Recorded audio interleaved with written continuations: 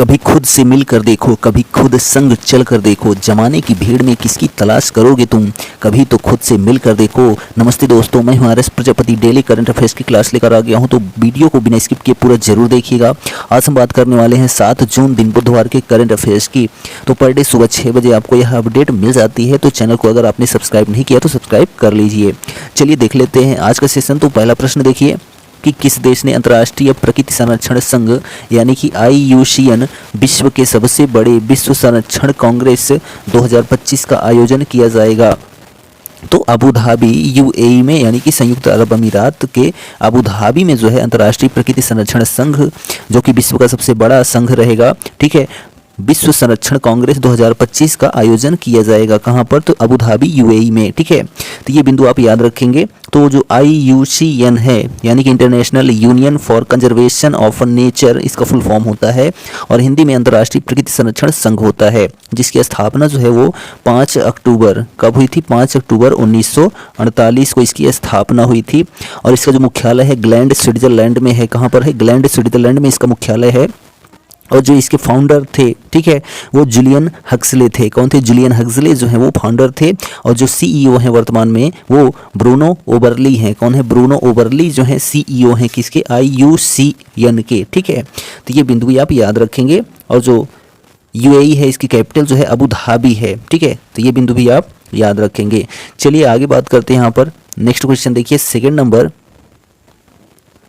कि हाल ही में सुलोचना लाटकर का 94 वर्ष की उम्र में निधन हो गया, वह क्या थी?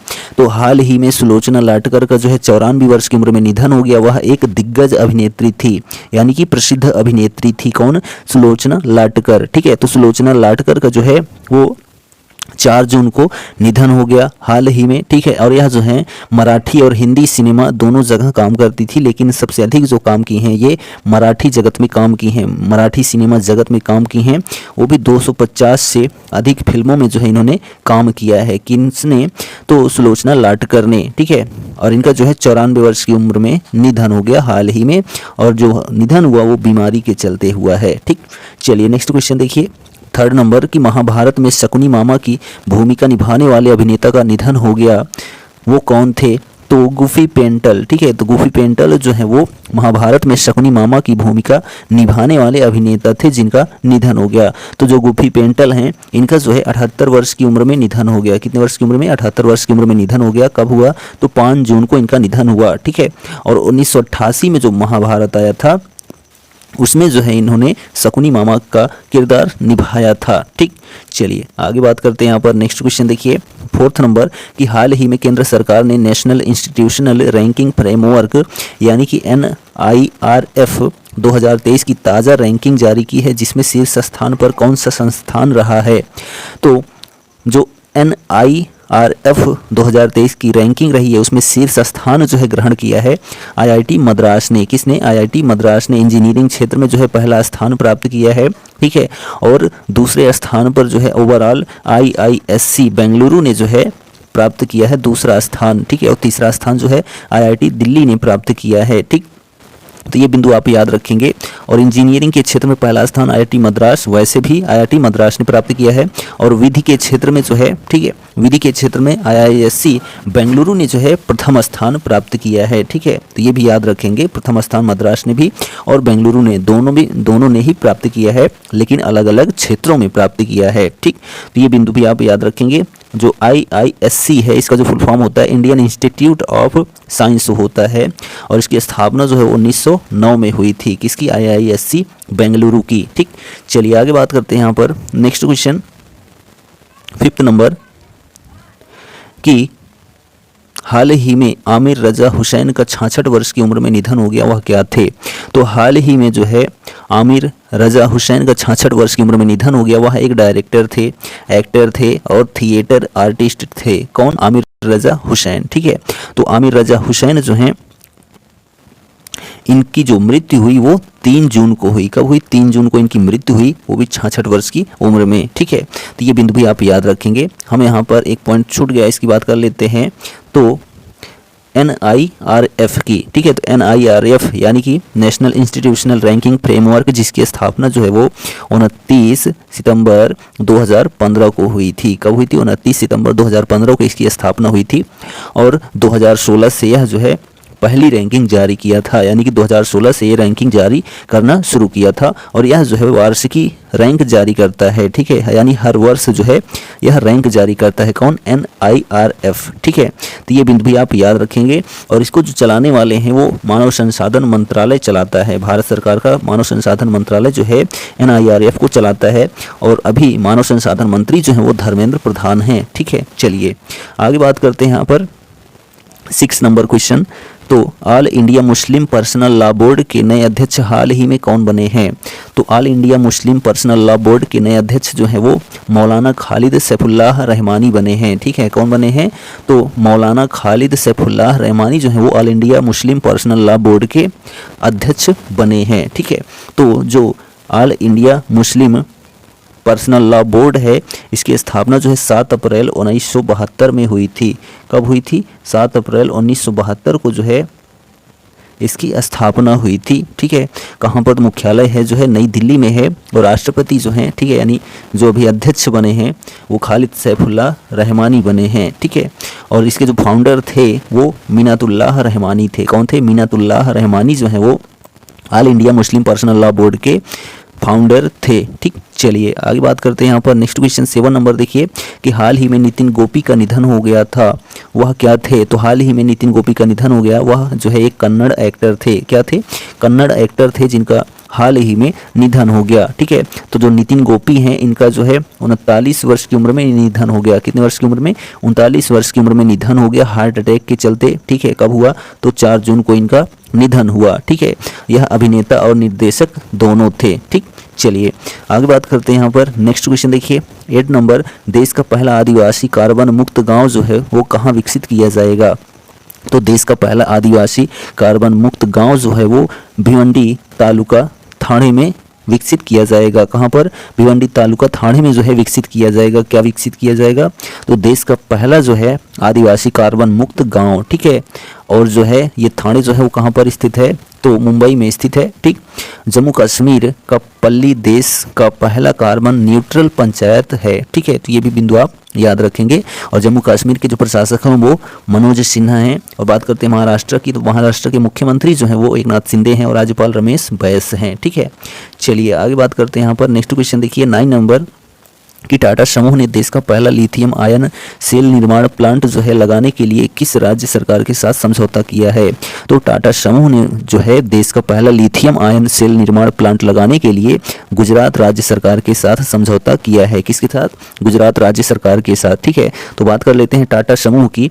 तो जो टाटा समूह यानी टाटा ग्रुप है इसकी स्थापना जो है वो 1868 में हुई थी। कब हुई थी? 1868 में। और जो मुख्यालय है मुंबई में स्थित है और इसकी स्थापना किसने की थी? तो जमशेदजी टाटा ने की थी। किसने? जमशेदजी टाटा ने जो है इसकी स्थापना की थी टाटा समूह की, ठीक है। और वर्तमान में जो इसके अध्यक्ष हैं वो रतन टाटा हैं, ठीक। बात करते हैं यहाँ पर गुजरात की। जो गुजरात है कैपिटल जो है गांधीनगर है और जो मुख्यमंत्री हैं वो भूपेंद्र पटेल हैं और राज्यपाल जो हैं वो देवव्रत सिंह हैं। कहाँ के? तो गुजरात के, ठीक है। चलिए नेक्स्ट क्वेश्चन देखिए 10 नंबर कि 5 जून 2023 को विश्व पर्यावरण दिवस पर जो है भारत सरकार ने भारत के समुद्र तट के साथ साथ जो है लवड़िया भूमि पर जो है मैंग्रोव वृक्षारोपण की सुविधा प्रदान करने के लिए किस योजना को लॉन्च किया है? तो मिष्ठी योजना को। कौन सी योजना को? मिष्ठी योजना को जो है केंद्र सरकार ने लॉन्च किया है। यह जो है 5 जून 2023 को विश्व पर्यावरण दिवस पर जो है भारत सरकार ने भारत के समुद्र तट के साथ साथ जो है लवड़िया भूमि पर मैंग्रोव वृक्षारोपण की सुविधा प्रदान करने के लिए मिष्ठी योजना को लॉन्च किया है। तो यह जो मिष्ठी योजना है समुद्र किनारे जो लाल सफ़ेद काले बटनवुड मैंग्रोव वृक्ष हैं इनका संरक्षण और वृक्षारोपण करने के लिए जो है मिष्ठी योजना को जो है लॉन्च किया गया है, ठीक है। तो विश्व पर्यावरण दिवस जो है 5 जून को मनाया जाता है और इस वर्ष की जो थीम रही है बीट प्लास्टिक पॉल्यूशन, ठीक है। तो ये भी बिंदु आप याद रखेंगे। चलिए आगे बात करते हैं यहाँ पर नेक्स्ट क्वेश्चन देखिए 11 नंबर कि 5 जून 2023 को भारतीयों के आगमन की 150वीं वर्षगांठ की स्मृति में जो है कहाँ आयोजित समारोह में राष्ट्रपति द्रौपदी मुर्मू मुख्य अतिथि के रूप में जो है शामिल हुई हैं?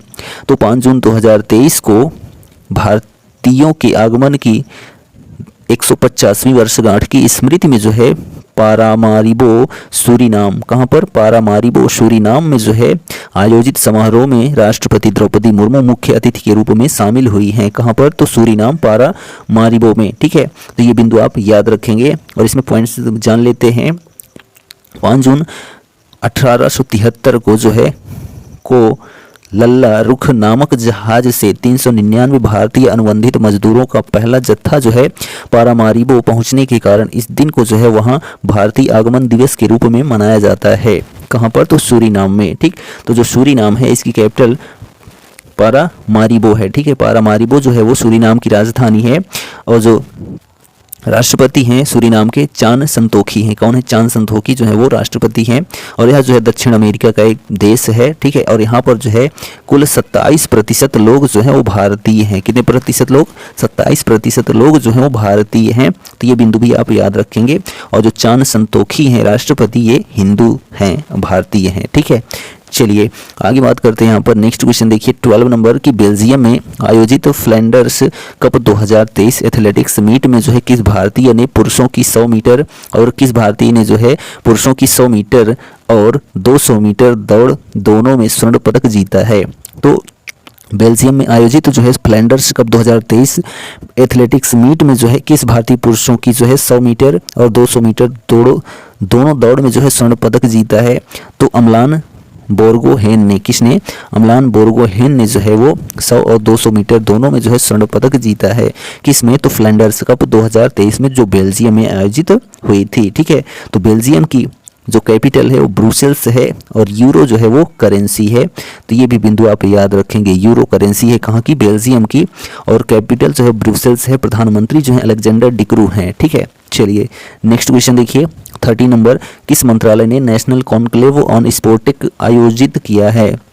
तो कपड़ा मंत्रालय ने, और वर्तमान में कपड़ा मंत्री जो है वो स्मृति जुबिन ईरानी हैं। ठीक है, तो किस मंत्रालय ने, तो कपड़ा मंत्रालय ने जो है नेशनल कॉन्क्लेव ऑन स्पोर्टिक आयोजित किया है। ठीक है, तो ये नेशनल कॉन्क्लेव ऑन स्पोर्टिक क्या है, तो इसके बारे में जान लेते हैं। तो ध्यान दीजिए कि कपड़ा मंत्रालय ने जो है इंडियन टेक्निकल टेक्सटाइल्स एसोसिएशन यानी ITTA और वूल रिसर्च एसोसिएशन यानी कि WRA के साथ जो है साझेदारी में भारत में sport textiles and accessories industry का भविष्य विषय पर जो है स्पोर्टिक पर एक पूरे दिन का राष्ट्रीय कॉन्क्लेव आयोजित किया। ठीक है, किसने, कपड़ा मंत्रालय ने यानी स्मृति ईरानी ने। खेलो India, fit India movement, target, Olympic podium scheme आदि जैसी अपनी प्रमुख योजनाओं के माध्यम से जो है सरकार का भारत में खेल संस्कृति बनाने पर महत्वपूर्ण ध्यान दिया गया है। ठीक, चलिए नेक्स्ट क्वेश्चन देखिए 14 नंबर की, किस राज्य सरकार ने आरक्षण फार्मूले की समीक्षा के लिए एक्सपर्ट पैनल का गठन किया है। तो मेघालय राज्य सरकार ने जो है आरक्षण फार्मूले की समीक्षा के लिए एक्सपर्ट पैनल का गठन किया है। किसने, तो मेघालय राज्य सरकार ने। ठीक है, यह एक्सपर्ट पैनल क्या है, तो मेघालय में जो है 1972 की आरक्षण नीति ने जो है गारो जनजाति को 40%, खासी जयंतिया जनजाति को 40%, अन्य जनजातियों को जो है 5% और सामान्य श्रेणी के उम्मीदवारों को जो है 15% जो है आरक्षित नौकरियां आवंटित की गई थी। ठीक है, और यह कदम जो है VP विधायक अर्देंट बसई व मोइट के नेतृत्व में जो है अनिश्चितकालीन भूख हड़ताल के मद्देनजर आया है, जिन्होंने अब सरकार के फैसले के बाद अपना विरोध प्रदर्शन वापस ले लिया है। विशेषज्ञ समिति में जो है संवैधानिक कानून, अर्थशास्त्र, समाजशास्त्र, जनसांख्यिकी अध्ययन और जो है संबंधित क्षेत्रों में जो है अच्छी तरह से वाकिफ व्यक्ति शामिल होंगे। किसमें, तो एक्सपर्ट पैनल में। ठीक है, तो ये बिंदु याद रखेंगे। और मेघालय की बात करते हैं तो जो मुख्यमंत्री हैं कॉनराड संगमा हैं। ठीक है, कॉनराड संगमा मुख्यमंत्री हैं और राष्ट्रपति जो है वो राज्यपाल जो है फागू चौहान हैं। कहाँ के, मेघालय के। ठीक, चलिए नेक्स्ट क्वेश्चन देखिए यहाँ पर 15 नंबर कि भारतीय नौसेना और किसके बीच जो है एक MOU पर जो है हस्ताक्षर किया गया है। तो भारतीय नौसेना और जो है भारतीय समुद्री विश्वविद्यालय के बीच, किसके बीच, भारतीय नौसेना और भारतीय समुद्री विश्वविद्यालय के बीच जो है एक समझौते ज्ञापन पर जो है हस्ताक्षर किया गया है। तो भारतीय समुद्री विश्वविद्यालय जो है यह जो है चेन्नई में स्थित है। कहाँ पर, चेन्नई में स्थित है। ठीक है। और इसकी स्थापना 14 नवंबर 2008 को हुई थी। कब हुई थी?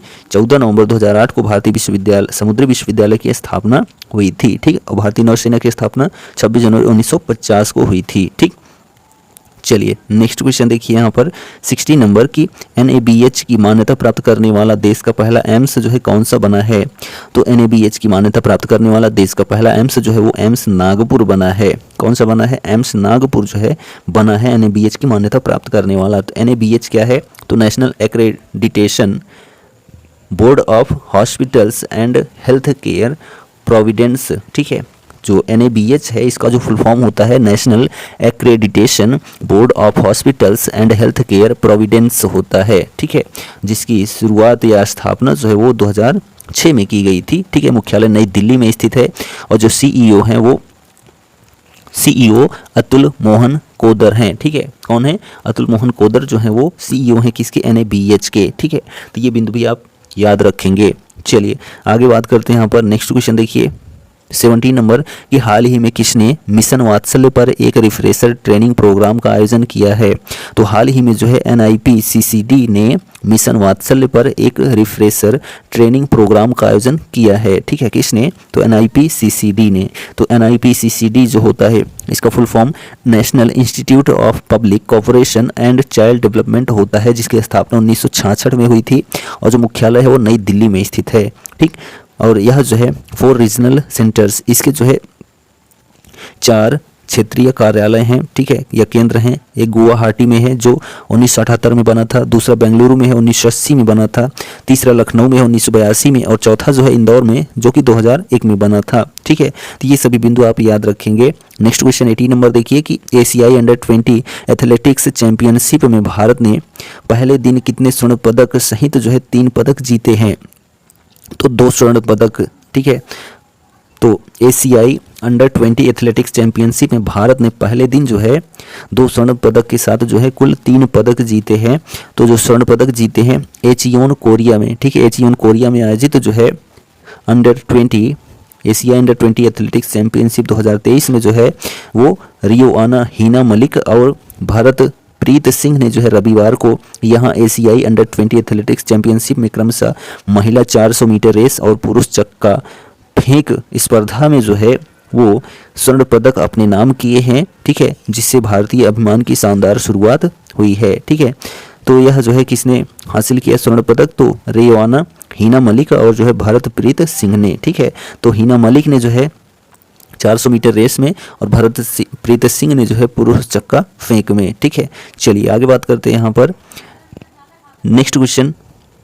तो ध्यान दीजिए 90 नंबर कि भारतीय रिजर्व बैंक द्वारा जो है किस बैंक पर 2.2 करोड़ रुपए का जुर्माना लगाया गया है?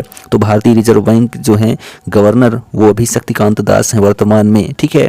तो भारतीय रिजर्व बैंक द्वारा जो है इंडियन ओवरसीज बैंक पर, किस पर? इंडियन ओवरसीज बैंक पर जो है 2.2 करोड़ रुपए का जुर्माना लगाया गया है। किसके? तो RBI द्वारा जो है, ठीक है। तो ये बिंदु आप याद रखेंगे। बात करते हैं इंडियन ओवरसीज बैंक। तो इसकी स्थापना जो है वो 10 फरवरी, कब? 10 फरवरी 1937 को हुई थी। किसकी? इंडियन ओवरसीज बैंक की, ठीक है। जो मुख्यालय है चेन्नई में स्थित है और जो CEO हैं वो पार्था प्रतिम सेन गुप्ता हैं। कौन है? पार्था प्रतिम सेन गुप्ता जो है वो इंडियन ओवरसीज बैंक के CEO हैं वर्तमान में, ठीक। नेक्स्ट क्वेश्चन देखिए 20 नंबर कि संयुक्त राष्ट्र महासभा के 78वें सत्र की अध्यक्षता के लिए किसे चुना गया है?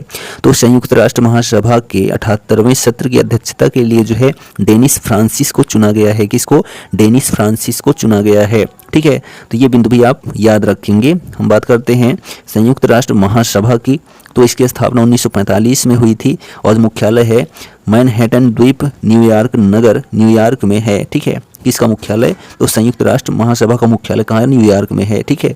और इसके सदस्य देश जो हैं कितने हैं? तो 193 जो हैं सदस्य देश हैं वर्तमान में। और जो भाषाएं हैं इसमें आधिकारिक रूप में तो अंग्रेजी है, चीनी है, रूसी है, फ्रांसीसी है, स्पेनी है और अरबी भाषा है, ठीक है।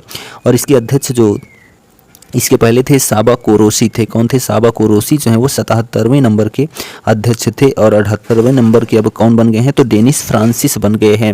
और जो डेनिस फ्रांसिस हैं ये त्रिनिदाद के हैं। कहाँ के हैं? त्रिनिदाद के जो हैं डेनिस फ्रांसिस हैं, जिनको जो है संयुक्त राष्ट्र महासभा का जो है 78वें सत्र का अध्यक्ष चुना गया है। और जो त्रिनिदाद के डेनिस फ्रांसिस हैं, यह जो है त्रिनिदाद एंड टोबैगो के राजदूत भी रह चुके हैं, ठीक है। और जो त्रिनिदाद है इसकी कैपिटल पोर्ट ऑफ स्पेन है, ठीक है। पोर्ट ऑफ स्पेन जो है वो त्रिनिदाद की कैपिटल है और करेंसी जो है वो त्रिनिदाद और डॉलर है, ठीक है। और यह जो है दक्षिणी अमेरिका का एक देश है और जो प्रधानमंत्री हैं वो कीथ रोली हैं। कौन है? कीथ रोली जो है प्रधानमंत्री हैं कहाँ के? त्रिनिदाद के, ठीक।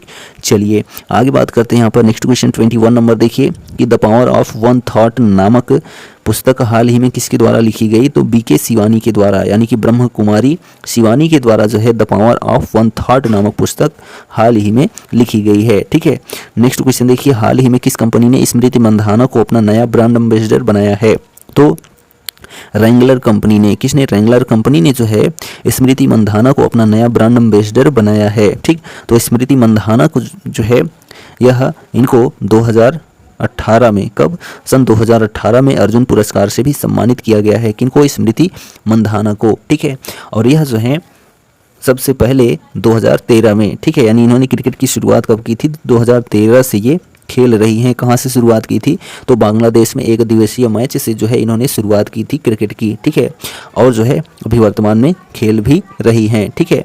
चलिए और इसमें बात करते हैं रेंगलर कंपनी जो है, ठीक है। तो जो रेंगलर कंपनी है यह जो है एक रिटेल कंपनी है, ठीक है। कैसी कंपनी है? एक रिटेल कंपनी है जो रेंगलर कंपनी है, ठीक है। और यह जो है किससे संबंधित है? तो S turtle omni private limited जो है एक रेंगलर ब्रांड का एम्बेसडर जो है वो किसको बनाया गया है? तो स्मृति मंधाना को बनाया गया है, ठीक है। चलिए नेक्स्ट क्वेश्चन देखिए 23 नंबर कि विश्व खाद्य सुरक्षा दिवस कब मनाया जाता है? तो 7 जून को, प्रत्येक वर्ष 7 जून को जो है विश्व खाद्य सुरक्षा दिवस मनाया जाता है, ठीक है। और 2023 की जो विश्व खाद्य सुरक्षा दिवस की थीम है वह खाद्य मानक जीवन बचाओ, ठीक है। खाद्य मानक जीवन बचाओ जो है ये थीम है 2023 की, यानी कि फूड स्टैंडर्ड्स सेव लाइव्स, ठीक है। यह जो है इसकी थीम है 2023 की, ठीक है। ये बिंदु आप याद रखेंगे। और जो विश्व खाद्य सुरक्षा दिवस है इसको जो है विश्व स्वास्थ्य संगठन यानी कि WHO ने जो है संयुक्त राष्ट्र के खाद्य एवं कृषि संगठन यानी कि FAO के सहयोग से 7 जून 2019 से 7 जून को पहले खाद्य सुरक्षा दिवस के रूप में मनाने का फैसला किया गया था, ठीक है। डॉक्टर टेड्रोस जो हैं वो विश्व स्वास्थ्य संगठन के अभी अध्यक्ष हैं, ठीक है। और जो विश्व स्वास्थ्य संगठन इसकी स्थापना जो है 7 अप्रैल 1948 को हुई थी, जिनेवा स्विट्जरलैंड में इसका मुख्यालय है, ठीक। तो यह जो है हमारा 7 जून का करंट अफेयर्स कंप्लीट होता है। वीडियो कैसा लगा कमेंट करके जरूर बताइए और चैनल पर पहली बार आए तो चैनल को सब्सक्राइब करना ना भूलें। डेली की तरह आज भी हम आपसे कहेंगे कर दिखाओ कुछ ऐसा कि दुनिया करना चाहे आपकी जैसा। Thank you, good bye, take care.